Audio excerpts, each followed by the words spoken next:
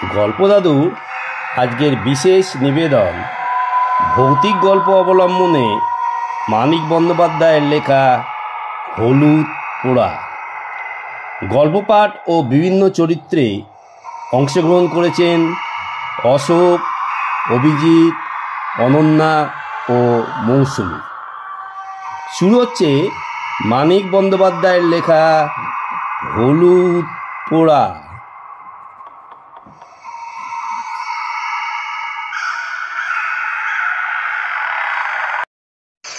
সে বছর কার্তিক মাসের মাঝামাঝি 3 দিন আগে পরে গাঁয়ে দুটো খুন হয়ে গেল। একজন মাঝবয়সী জোয়ান মধ্যপুরুষ এবং 16-17 বছরের একটি রোগা ভীরু মেয়ে। গাঁয়ের দক্ষিণে ঘোষেদের মজা পুকুরের ধারে একটা মরা গজারি গাছ বহুকাল থেকে দাঁড়িয়ে আছে। স্থানটি ফাঁকা, বন জঙ্গলে ঝোপঝাড় নেই, কাছাকাছি শুধু কয়েকটা কলা গাছ। ওই গজারি গাছটার নিচে একদিন বলাই চক্রবর্তীকে মরে পড়ে থাকতে দেখা গেল। চারিদিকে হইচই পড়ে গেল বটে, কিন্তু লোকে খুব বিস্মিত হলো না। একেবারে মাথাটা আচ্ছি হয়ে ফেটে গেছে গো। মনে হয় অনেকগুলো লাঠির আঘাত মাথায় করা হয়েছে গো। বলাই চক্রবর্তীর এইরকমই অপমৃত্যুরই আশেপাশে 10টা গাঁয়ের লোক প্রত্যাশা করেছিল, অনেকে কামনাও করেছিল। বেশ হয়েছে, বেশ হয়েছে, ঠিক হয়েছে, এমনই হওয়া উচিত ছিল। এরকম বাজে লোকে অপমৃত্যু হবে না তো কার হবে? কে বলেছেন ঠাকুরপো? হক কথা বলেছেন একবারে। বেশ হয়েছে, বেশ হয়েছে। অন্যপক্ষে শুভ্রা মেয়েটি খুন হওয়া নিয়ে হইচই হলো কম, কিন্তু মানুষের বিস্ময় ও কৌতূহলের সীমা রইল না। গৃহস্থের সাধারণ ঘরোয়া মেয়ে গাঁয়ের লোকের চোখের সামনে 8-10টি মেয়ের মতো বড় হয়েছে। বিয়ের পর শ্বশুরবাড়ি গেছে। এই মাসখানেক আগে যথারীতি বাপের বাড়ি ফিরে এসেছে সন্তান প্রসবের জন্য। সেদিন গাঁয়ের সব বাড়িতে যখন তাদের তুলসী মঞ্চে বাতি দিয়ে শঙ্খধ্বনি দিচ্ছিল, ঠিক তখনই শুভ্রা বাড়ির পিছনে দোয়ার ঘাটের দিকে যাচ্ছিল। হঠাৎ সে অনুভব করলো যে কেউ তার পিছনে আসছে, তাকে অনুসরণ করছে। পিছন ফিরে অন্ধকারের মধ্যে তাকিয়ে কাউকে দেখতে পেল না। তখন সে ভয়ে আতঙ্কে কাঁপা কাঁপা গলায় বলল, কে ওখানে? কোনো আওয়াজ এলো না। এবার শুভ্রা ভয়ে আতঙ্কে কাঁদো কাঁদো স্বরে বলতে লাগলো, ওখানে কে আছেন? বলছেন না কেন? কে ওখানে? কথা শেষ হতে না হতেই পিছন থেকে কে যেন আচমকা তার ওপর ঝাঁপিয়ে পড়ে গলা টিপে ধরল।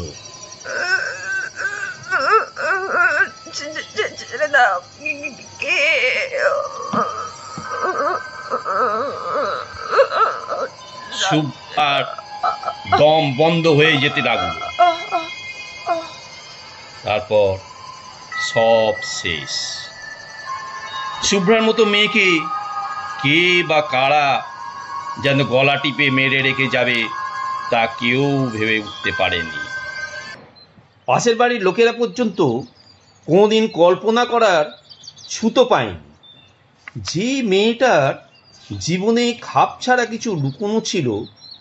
এমন ভয়াবহ পরিণামে নাটকীয় উপাদান সঞ্চিত হয়েছিল। বছর দেড়েক মেয়েটা শ্বশুর বাড়ি ছিল, গাঁয়ের লোকের চোখের আড়ালে। সেখানেই কি এই ভয়ানক অঘটনের ভূমিকা গড়ে উঠেছিল? দুটো খুনের মধ্যে কি কোনো যোগাযোগ আছে? 20-30 বছরের মধ্যে গাঁয়ের কেউ তেমনভাবে জখম পর্যন্ত হয়নি। যখন হলো পরপর একেবারে খুন হয়ে গেল দুটো, তার একটি পুরুষ, অপরটি যুবতী নারী। দুটি খুনের মধ্যে একটা সম্পর্ক আবিষ্কার করার জন্য প্রাণ সকলের ছটফট করতে লাগলো। আরে রতন, কেমন আছো? ভালো আছি। আচ্ছা, তুমি তো শুভ্রার বাড়ির পাশেই থাকো, তোমার কোনো কিছু এই খুনের ব্যাপারে বুঝতে পারোনি? না না, অমন সহজ সরল মেয়ে যে এই ধরনের মৃত্যু হবে তাকে বুঝবে বলো তো গো? আচ্ছা, তোমার কি মনে হয় বলো তো, বলাই চক্রবর্তীর সঙ্গে কি কিছু ছিল নাকি? সুব্রা যখন শ্বশুর বাড়ি তখন তো বলাই চক্রবর্তী এই গ্রামে এসেছিল। না না, আমার তো সেরকম কিছু মনে হয় না।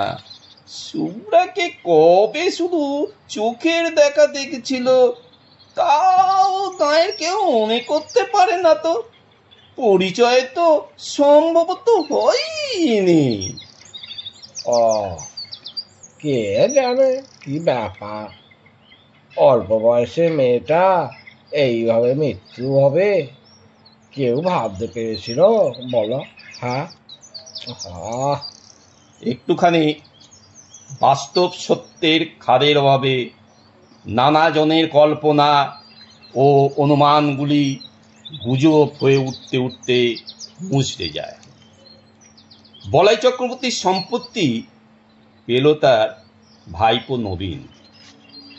40 টাকার চাকরি ছেড়ে শহর থেকে সপরিবারে গাঁয়ে এসে ক্রমাগত কোঁচার খুঁটে চশমার কাঁচ মুছতে মুছতে সে পাড়ার লোককে বলতে লাগলো, 50 টাকা রিওয়ার্ড ঘোষণা করেছি, কাকাকে যারা অমর করে মেরেছে তাদের যদি ফাঁসি কাঠে ঝুলোতে না পারি। চশমার কাঁচের বদলে মাঝে মাঝে কোঁচার খুঁটে সে নিজের চোখও মুছতে লাগলো। ঠিক 21 দিন গাঁয়ে বাস করার পর নবীনের স্ত্রী দামিনী একদিন সন্ধ্যাবেলা লণ্ঠন হাতে রান্নাঘর থেকে উঠান পার হয়ে শোয়ার ঘরে যাচ্ছে। কোথা থেকে অতি মৃদু একটু দমকা বাতাস বাড়ির পূব কোণে তেঁতুল গাছের পাতাকে নাড়া দিয়ে তার গায়ে এসে লাগলো। দামিনীর হাতের লণ্ঠন ছিটকে গিয়ে পড়ল দক্ষিণের পরের দাওয়ায়। এমন হাওয়া দিল যে হাত থেকে আমার লণ্ঠনটা পড়ে গেল গো। দামিনীও উঠানে আজড়ে পড়ে হাত পা ছুঁড়তে লাগলো। তার দাঁতে দাঁত লেগে গেল। দালানের আনাচে কানাচে ঝোড়ো হাওয়া যেমন গুমড়ে গুমড়ে কাঁদে, দামিনী সেই রকম আওয়াজ করতে লাগলো।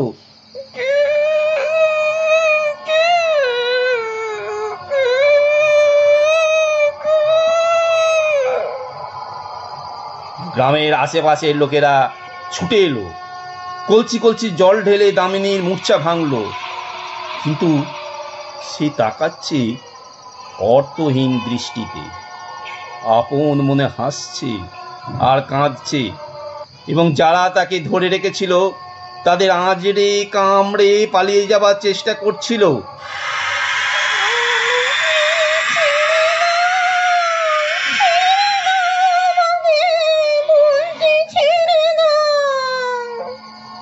ইতিমধ্যে নবীন বাড়িতে এসে গেছে।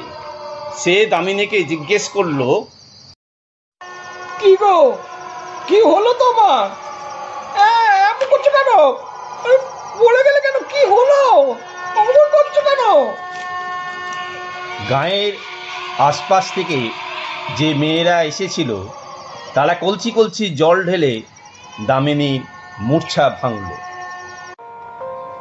শুভ্রার দাদা ধীরেন স্থানীয় স্কুল মাস্টারি করে।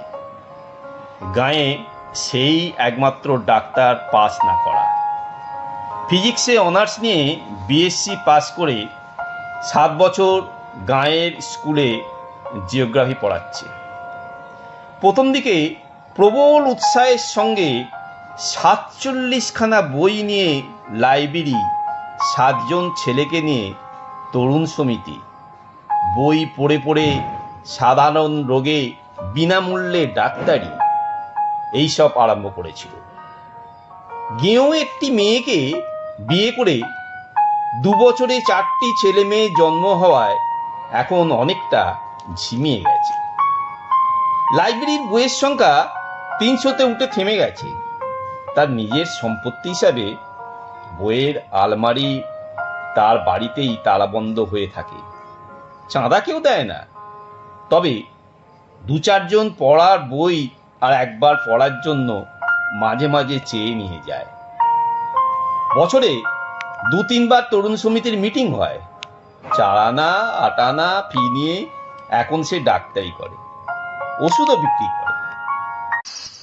শুভ্রার দাদা ধীরেনকে ডাকা হলো। ধীরেন দামিনীর অবস্থা দেখে গম্ভীরভাবে চিন্তিত মুখে বলল, শাহপুরের ডাক্তারকে একবার ডাকা দরকার। আমি চিকিৎসা করতে পারি, তবে কি জানো, আমি তো পাশ করা ডাক্তার নই, দায়িত্ব নিতে ভরসা হচ্ছে না। বুড়ো পঙ্কজ ঘোষাল বলাই চক্রবর্তীর অনুগ্রহে বহুকাল সপরিবারে পরিপুষ্ট হয়েছিলেন। তিনি বললেন, ডাক্তার ডাক্তার কি হবে? তুমি আমার কত শোনো বাবা নবীন, কুঞ্জকে অবিলম্বে ডেকে পাঠাও। গাঁয়ের যারা ভিড় করেছিল তারা প্রায় সকলেই বুড়ো ঘোষালের কথায় সায় দিল। হ্যাঁ হ্যাঁ, কুঞ্জকে ডাকা হোক। হ্যাঁ, ঠিক বলেছ ঘোষাল খুড়ো, তুমি ঠিকই বলেছ। এখানে এখন কুঞ্জর দরকার। ঠিক ঠিক, কুঞ্জ মাঝি একজন নামকরা গুণীন। একদম ঠিক কথা, ওর অনেক গুণ আছে, ওকেই ডাকা হোক। একদম ঠিক ঠিক বলেছ। নবীন জিজ্ঞেস করলো, কুঞ্জ কুঞ্জ কত নেয়? ধীরেন বলল, ছি, সব দুর্বুদ্ধি করো না নবীন। আমি বলছি তোমায়, এটা অসুখ, অন্য কিচ্ছু না। লেখাপড়া শিখেছ, জ্ঞান বুদ্ধি আছে, তুমিও কি বলে কুঞ্জকে চিকিৎসার জন্য ডেকে পাঠাবে? হ্যাঁ, নবীন আমতা আমতা করে বলল, দেখো, এইসব খাপ ছাড়া অসুখে ওদের চিকিৎসায় ফল দেয় ভাই। বয়সে নবীন 3-4 বছরের বড়, কিন্তু এককালে দুজনে একসঙ্গে স্কুলে একই ক্লাসে পাশাপাশি বসে লেখাপড়া করত। বোধহয় সেই খাতিরেই কৈলাস ডাক্তার ও কুঞ্জ মাঝি দুজনকে আনতে নবীন লোক পাঠিয়ে দিল। কুঞ্জই আগে এলো। লোক পৌঁছবার আগেই সে খবর পেয়েছিল চক্রবর্তীদের বউকে অন্ধকারে অশরীরী শক্তি আয়ত্ত করেছে। কুঞ্জ নামকরা গুণী, তার গুণপনা দেখার লোভে আরও অনেকে এসে ভিড় বাড়িয়ে দিল। অনেক বয়স্ক লোকেরাও এসেছিল। এই দৃশ্য দেখার থেকে তাদের সরিয়ে দেবে সাধ্য কারণ নেই। দামিনীকে আপাতমস্তক ভালোভাবে দেখে বলল, ভোর সাজে ভর করেছে, সহজে ছাড়বে না। এই বলে সকলকে ভয় দেখিয়ে সঙ্গে সঙ্গে আবার অভয় দিয়ে কুঞ্জ বলল, তবে ছাড়তেই হবে চেষ্টা। কুঞ্জ মাঝির সাথে চালাকি চলবে না। ভূতের ওজারা ভরংটা করে খুব বেশি। কুঞ্জ সেসব করতে কসুর করলো না। ঘরের দাওয়া থেকে সকলকে উঠানে নামিয়ে দিল। বিড়বিড় করে মন্ত্র পড়তে পড়তে কুঞ্জ দাওয়ায় জল ছিটিয়ে দিল। সামনে পিছনে দুলে দুলে ঝাড়ফুঁক করতে লাগলো। ঘি, চাল, ধূপ, ধুনো দিয়ে যেন একটা প্রকাণ্ড যজ্ঞের মতো করে বিড়বিড় করে মন্ত্র আওড়াতে লাগলো। জয় মা কালী কামাখ্যা, ওম ত্র্যম্বকরণে ভারে, জয় মা কালী। দূর হাত, যা পালিয়ে যা, জয় মা কালী। ও বুঝেছি, তুই যাবি না। এইবার তো দফারফা করছি, দাঁড়া। জয় মা কালী। এই বলে কুঞ্জ দামিনীর এলো চুল শক্ত করে দাওয়ায় একটা খুঁটির সঙ্গে বেঁধে দিল। দামিনীর না রইল বসবার উপায়, না রইল পালাবার ক্ষমতা। তাকে আর কারো ধরে রাখার প্রয়োজন রইল না। নড়তে গিয়ে চুলে টান লাগায় দামিনী আর্তনাদ করে উঠতে লাগলো।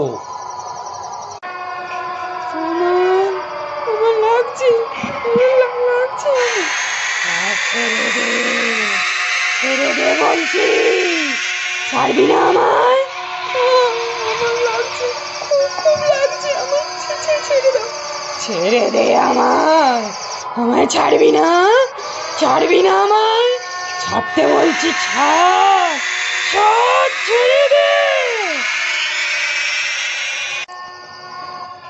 এইসব দেখে যারা দাঁড়িয়ে দেখছিল তাদের মধ্যে কোলাহল আরম্ভ হলো। কুঞ্জ সেই কোলাহলের মধ্যে বলল,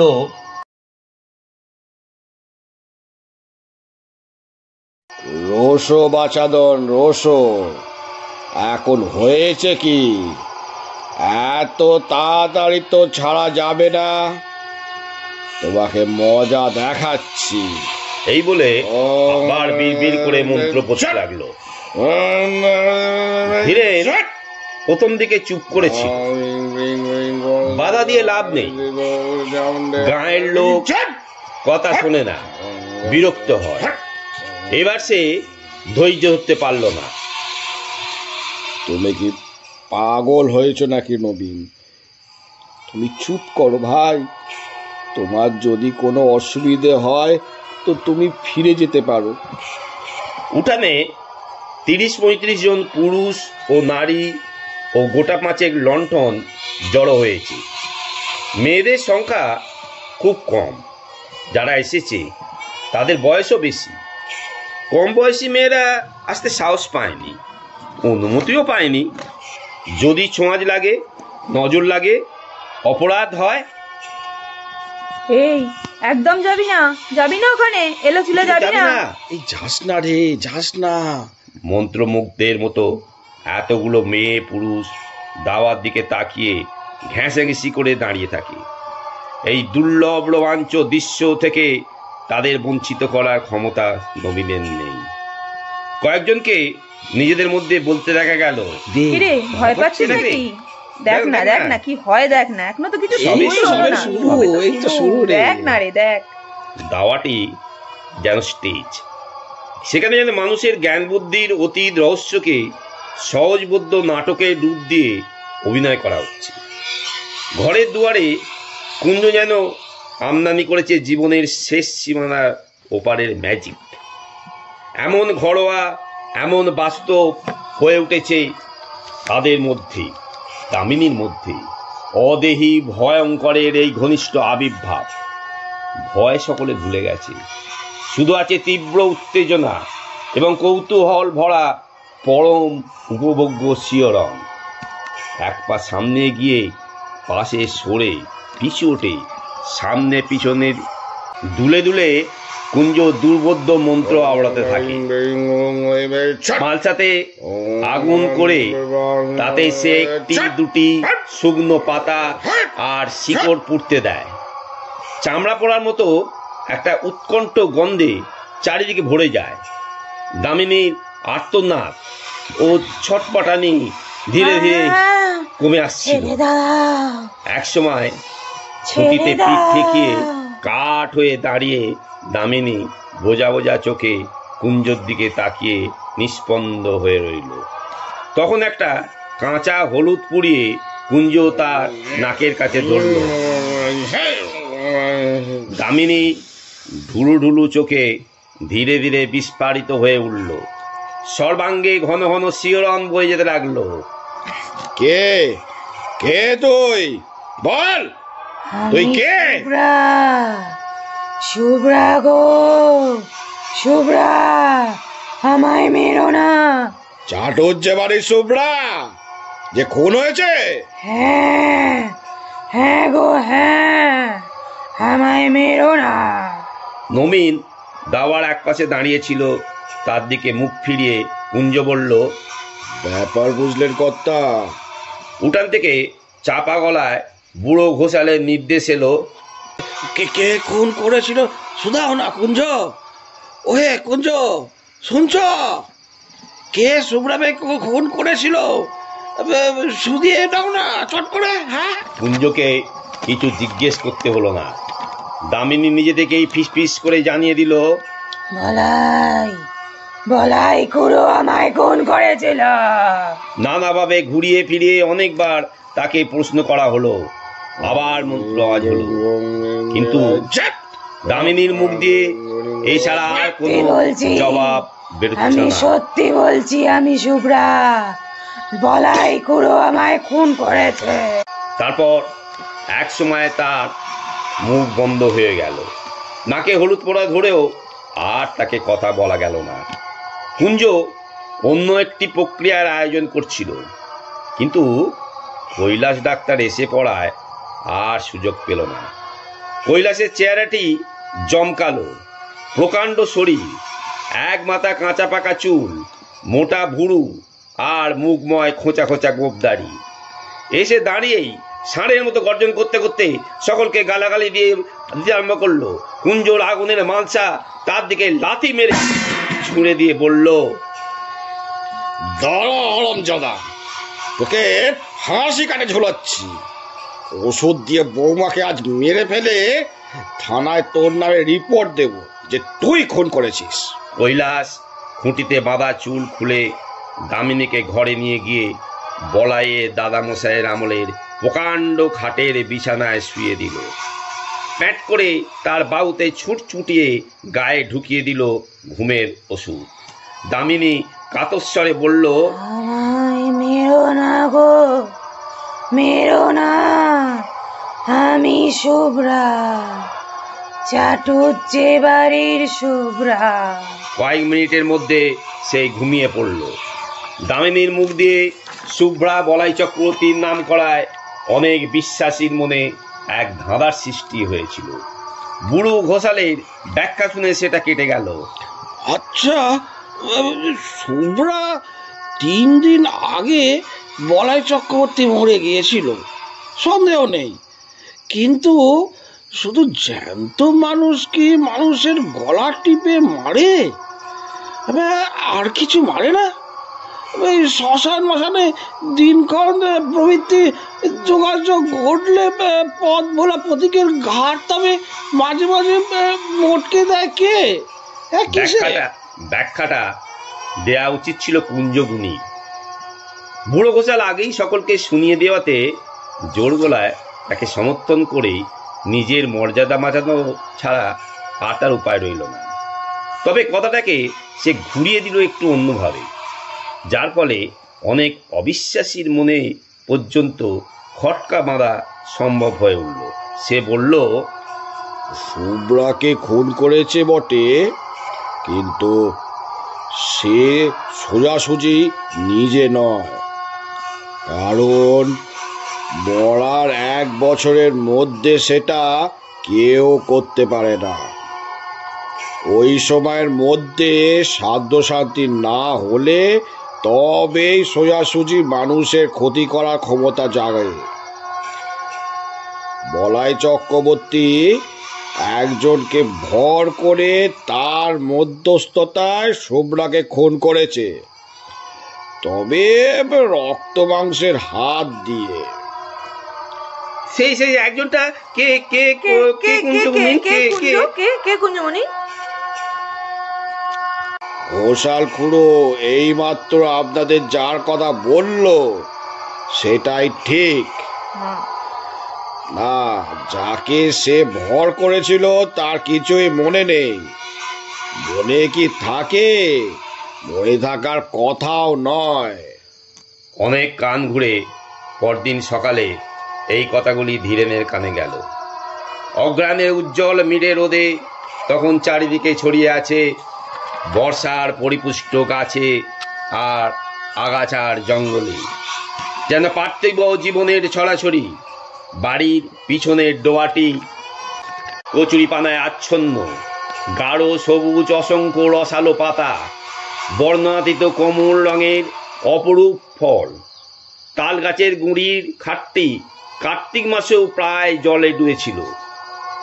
এখন জল কমে অর্ধেকের বেশি ভেসে উঠেছে। টুকরো বসিয়ে ধাপগুলো এবার ধীরেনের বিশেষ করে শুভ্রার জন্য বানিয়ে দিয়েছিল। 7 মাসের গর্ভ নিয়ে ঘাটে উঠতে নামতে সে যাতে পা পিলে আছাড় না খায়, পাড়ার মানুষ বাড়ি বয়ে গাঁয়ের গুজব শুনিয়ে গেল। আবেষ্টনী প্রভাবে উদ্ভট কথাগুলি সঙ্গে সঙ্গে ধীরেনের মন থেকে বাতিল হয়ে গেল। ক্ষুব্ধ হবার অবসরও সে পেল না। ডোবার কোন দিক থেকে কিভাবে সে সেদিন সন্ধ্যায় ঘাটে এসেছিল, কেন এসেছিল, এই পুরনো ভাবনা সে ভাবছিল অনেকক্ষণ থেকে। তাই সে ভাবতে লাগলো বলাই ও শুভ্রার অপমৃত্যুর ব্যাপারে দামিনীর উপর শুভ্রার ভর। একমাত্র এই ভাবনা তাকে অন্যমনস্ক করে দেয়। ক্ষোভ ও বিষাদের তার এত প্রাচুর্য এখন যে মাঝে মাঝে কিছুক্ষণের জন্য অন্যমনস্ক হতে না পারলে তার অসহ্য কষ্ট হয়। অন্য কোনো বিষয়ে তার মন বসে না। ভাতের থালা সামনে ধরে দিয়ে শান্তি বলল, আমার কিন্তু মনে হয় তাই হবে, নইলে। কটমট করে তাকিয়ে ধীরেন ধমক দিয়ে বলল, চুপ! যা যা খুশি মনে হয় হোক তোমার, আমায় কিছু বলবে না, খবরদার। স্কুলে যাওয়ার পথে যাদের সঙ্গে দেখা হলো মুখে তারা কিছু বলল না, কিন্তু তাদের তাকানোর ভঙ্গি যেন আরো স্পষ্ট জিজ্ঞাসা হয়ে উঠল। তোমার গর্ভবতী বোন খুন হয়েছে, কথাটা তুমি কিভাবে নিয়েছি শুনি? হ্যাঁ হ্যাঁ, কিভাবে গো, কি গো? পুরুত ঠাকুর তাকে অনেকক্ষণ দাঁড় করিয়ে রেখে দোষ মোচনের জন্য দরকারি ক্রিয়াকর্মের বিষয়ে আলোচনা করলেন, উপদেশ দিলেন। বিশেষ করে বলে দিলেন যে স্কুল থেকে ফেরবার সময় তার বাড়ি থেকে সে যেন তার নিজের ও বাড়ির সকলে ধারণের জন্য মাদুলি নিয়ে যায়। স্কুলে পা দেওয়ার পর থেকে ধীরেনের মনে হতে লাগলো সে যেন বাইরের কোনো বিশিষ্ট অভ্যাগত স্কুল পরিদর্শন করতে এসেছে। তার 7 বছরের অভ্যস্ত অস্তিত্বকে আজ এক মুহূর্তের জন্যে কেউ ভুলতে পারছে না। প্রথম ঘন্টাতেই ক্লাস ছিল। অর্ধেক ছেলে আড়ষ্ট হয়ে বসে আছে, বাকি অর্ধেক নিজেদের মধ্যে গুজগাছ ফিসফাস করছে। নিজেকে জীবন্ত ব্যাঙের মতো মনে হচ্ছিল। বইয়ের পাতায় চোখ রেখে ধীরেন পড়াতে লাগলো। আজকে তোমাদের তরলের চাপ ও ঘনত্ব পড়াবো। লেখো, তরলের প্রবাহ কখন বন্ধ হয়ে যাবে। লিখেছ? এবার উত্তরটা লেখো। যখন দুটো নলের জলের উচ্চতা সমান হবে, হ্যাঁ লেখো, তখন প্রবাহ বন্ধ হয়ে যাবে। লিখেছ? চোখ তুলে ছেলের দিকে তাকাতে পারছিল না। ঘন্টা কাবার হতেই হেডমাস্টার ডেকে পাঠালেন। ধীরেন, তুমি 1 মাসের ছুটি নাও। 1 মাসের ছুটি? মথুরবাবু এইমাত্র বলে গেলেন আজ থেকেই ছুটি পাবে। আজ আর তোমার পড়িয়ে কাজ নেই, বাড়ি যাও, বিশ্রাম নাও। মথুরবাবু স্কুলের সেক্রেটারি, মাইলখানেক পথ হাঁটলেই তার বাড়ি পাওয়া যায়। চলতে চলতে মাঝপথে ধীরেনের মাথাটা কেমন ঘুরে উঠল। মাথাটা যেন কেমন ঘুরছে, শরীরটা ভালো লাগছে না। ধীরেন বলতে থাকলো। চিন্তা ও অনুভূতির আকস্মিক পরিবর্তনের সঙ্গে এই ধাক্কা লাগে, অথবা এমনি ধাক্কা লেগে তার চিন্তা ও অনুভূতি বদলে যায়। এতদিন আমি যা শিখেছি, যা পড়েছি, তা কেমন করে বদলে গেল, কিছুই বুঝতে পারছি না। গাছতলায় কিছুক্ষণ বিশ্রাম করে সে বাড়ির দিকে পা বাড়ালো। মথুরবাবু এখন হয়তো খেয়ে দিয়ে বিশ্রাম করছেন। এখন তাকে বিরক্ত করা উচিত হবে না। স্কুল থেকে তাড়িয়ে দেওয়া তো হয়নি, 1 মাসের ছুটি দেওয়া হয়েছে। 1 মাসের মধ্যে মথুরবাবুর সঙ্গে দেখা করার অনেক সময় সে পাবে। আজ গিয়ে হাতে পায়ে না ধরাই ভালো। মথুরবাবু যদি দয়া হয়, যদি তিনি বুঝতে পারেন যে তার বোন খুন হয়েছে বলে দামিনীর ঘোষণার ফলে তার বোনের কাল্পনিক কেলেঙ্কারি নিয়ে চারিদিকে হইচই হচ্ছে বলে তাকে দোষী করা উচিত নয়, তাহলে মুশকিল হতে পারে। ছুটি বাতিল করে কাল থেকে কাজে যাবার অনুমতি হয়তো তিনি দিয়ে বসবেন। এতক্ষণ খেয়াল হয়নি, এখন সে বুঝতে পেরেছে।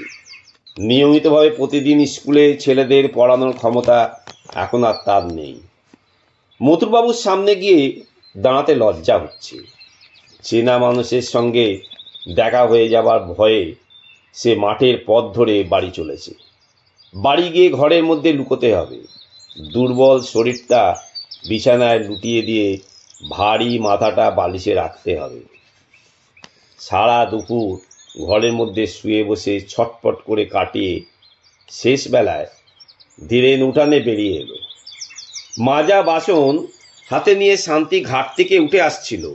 ডোবার ধারে প্রকাণ্ড বাঁশঝাড়টায় ছায়া মানুষের মতো কি যেন একটা নড়াচড়া করছে। ধীরেন আর্তনাদ করে বলে উঠল, কে কে কে ওখানে? কে? শান্তির হাতের বাসন ঝনঝন শব্দে পড়ে গেল। পুটিপুটি করে কাছে ছুটে এসে ভয়ার্ত কণ্ঠে সে জিজ্ঞাসা করল, কে? কোনখানে? বাঁশঝাড় থেকে চেনা গলার আওয়াজ এলো। আমি কেষ্ট, বাবু, বাঁশ কাটছি।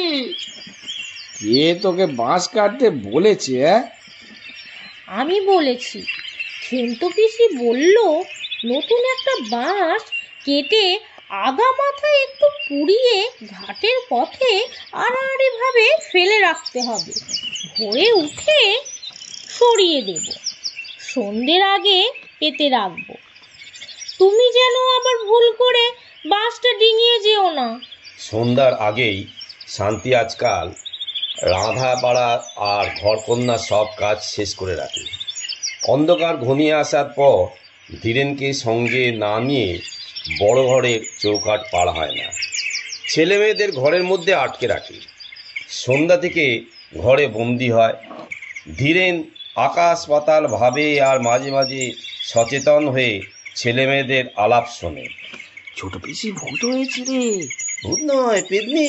ভূত নয়, পেতনি। ব্যাটা ছিল ভূত হয় নাকি? হ্যাঁ, কি বলছিস ভাই? ঘরের মধ্যেও কারণে অকারণে শান্তি ভয় পায়, আঁতকে ওঠে। কাল প্রথম রাতে পেঁচার ডাক শুনে ধীরেনকে আঁকড়ে ধরে গোঙাতে গোঙাতে বমি করে ফেলছিল। ও মা গো! বড় ঘরের দাওয়ায় পূর্ব প্রান্তে বসে তামাক টানতে টানতে দিনের আলো ম্লান হয়ে এলো। এখানে বসে ডোবার ঘাট আর দুধারের বাঁশঝাড় ও জঙ্গল দেখা যায়। জঙ্গলের পর সেনেদের কলা বাগান। সেনেদের কাছাকাছি ঘরের পাশ দিয়ে দূরে বসেদের মজা পুকুরের তীরে মরা গজারি গাছটার ডগা চোখে পড়ে। অন্ধকার হওয়ার আগেই কুয়াশায় প্রথমে গাছটা, তারপর সেনেদের বাড়ি আবছা হয়ে ঢাকা পড়ে গেল। তুমি কি ঘাটের দিকে যাবে? না, তবে বাঁশটা পেতে দাও। বাঁশ পাততে হবে না। শান্তি কয়েক মুহূর্ত চুপ করে দাঁড়িয়ে রইল, তারপর বলল, তোমার চোখ লাল হয়েছে, টকটকে লাল। হোক। তোমার কি শরীর খারাপ? না। শোবার ঘর আর রান্নাঘরের ভিটের সঙ্গে দুটি প্রান্ত ঠেকিয়ে নিজের বাঁশটা পেতে দিল। কাঁচা বাঁশের দু প্রান্তে খানিকটা পুড়িয়ে দেয়া হয়েছে। অশরীরী কোনো কিছু এ বাঁশ ডিঙোতে পারবে না। ঘাট থেকে শুভ্রার আত্মা যদি আসতে চায়, এই বাঁশ পর্যন্ত এসে থেকে যাবে। আলো জাগার আগেই ছেলে মেয়েদের খাওয়া শেষ হলো। সন্ধ্যাদীপ না জেলে শান্তির নিজের খাওয়ার উপায় নেই। ভালো করে সন্ধ্যা হওয়ার আগেই সে তাড়াতাড়ি দ্বীপ জেলে ঘরে চলে যায়। শাঁকে সে ফুঁ দেয়। 10 মিনিটের মধ্যে নিজে খেয়ে ধীরেনের ভাত বেড়ে ঢাকা দিয়ে রাখে। রান্নাঘরে তালা দিয়ে কাপড় ছেড়ে ঘরে গিয়ে ঢুকল। বিকালে আজকাল সে মাছ রান্না করে না। এঁটো কাটা নাকি অশরীরের আত্মাকে আকর্ষণ করে। খাওয়ার হাঙ্গামা খুব সংক্ষেপে, সহজে এবং অল্প সময়ে সম্পন্ন হয়ে যায়। তখনও ধীরেন বাইরে চলাফেরা করছে। ঘরে আসবে না? না। তখনও আকাশ থেকে আলোর শেষ আওয়াজটুকু মুছে যায়নি। 2-3টে তারা দেখা দিয়েছে। আরও কয়েকটি দেখা দিতে আবার হারিয়ে যাচ্ছে। আর 1 মিনিট কি 2 মিনিটের মধ্যে রাত শুরু হয়ে যাবে। জীবিতের সঙ্গে মৃতের সংযোগ স্থাপনের সবচেয়ে প্রশস্ত সময় সন্ধ্যা। ভর সন্ধ্যাবেলায় শুভ্রা দামিনীকে আশ্রয় করেছিল।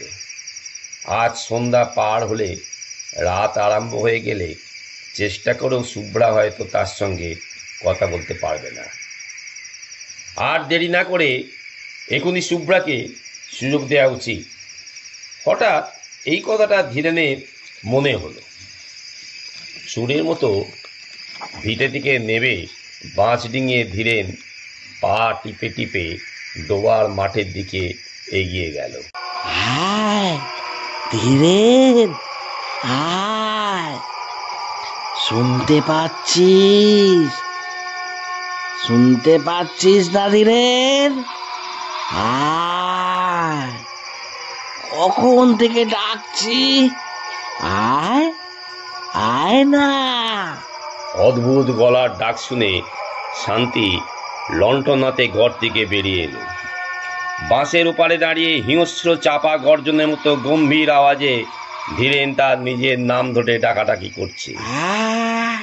গেঞ্জি আর কাপড়ে কাদা ও রক্ত মাখা, ঠোঁট থেকে চিবুক বেয়ে ফোঁটা ফোঁটা রক্ত গড়িয়ে। বাসটা সরিয়ে দাও। ডিঙিয়ে এসো, বাঁশ ডিঙিয়ে চলে এসো। কি হয়েছে? পড়ে গেছো নাকি? ডিঙোতে পারছি না, বাসটা সরিয়ে দাও। বাঁশ ডিঙোতে পারছো না? মাটিতে শোয়ানো বাঁশ। শান্তির আর এতটুকু সন্দেহ রইল না। আকাশ ছাড়া তিনদেও গলায় সে আর্তনাতে পর আর্তনাদ শুরু করে দিল। ও মা গো, কি হলো গো? তুমি বাঁশ ডিঙোতে পারছো না? কি হবে এখন? আমার কি হলো গো? পর প্রতিবেশীরা এলো, পাড়ার লোক, গাঁয়ের লোক এলো, কুঞ্জ এলো। 3-4 কলসি জল ঢেলে সবাই ধীরেনকে চান করিয়ে দিল এবং তারপর তাকে দাওয়ার খুঁটির সঙ্গে তাকে বেঁধে ফেলা হলো, ঠিক যেমন দামিনীকে বাঁধা হয়েছিল। তারপর কুঞ্জ মন্ত্র পড়ে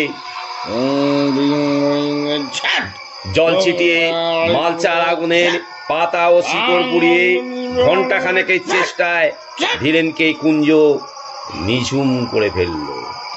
তারপর মালচার আগুনে কাঁচা হলুদ পুড়িয়ে ধীরেনের নাকের কাছে ধরে ব্রজকণ্ঠে কুঞ্জ জিজ্ঞাসা করল, কে তুই? কে তুই বল? ধীরেন বলল, আমি বলাই চক্রবর্তী। শুভ্রাকে আমি খুন করেছি। কেন খুন করেছিস? শুভ্রার উপর আমার লোভ ছিল। গ্রামে অনেক অচেনা লোক আমার মাথায় লাঠি মেরে আমাকে মারলো, তাই আমি প্রতিশোধ নিয়েছি। তুই নিজে খুন করেছিস না কাউকে দিয়ে করিয়েছিস? ধীরেনের উপর ভর করে ধীরেনকে দিয়ে ওর বোনকে খুন করেছি।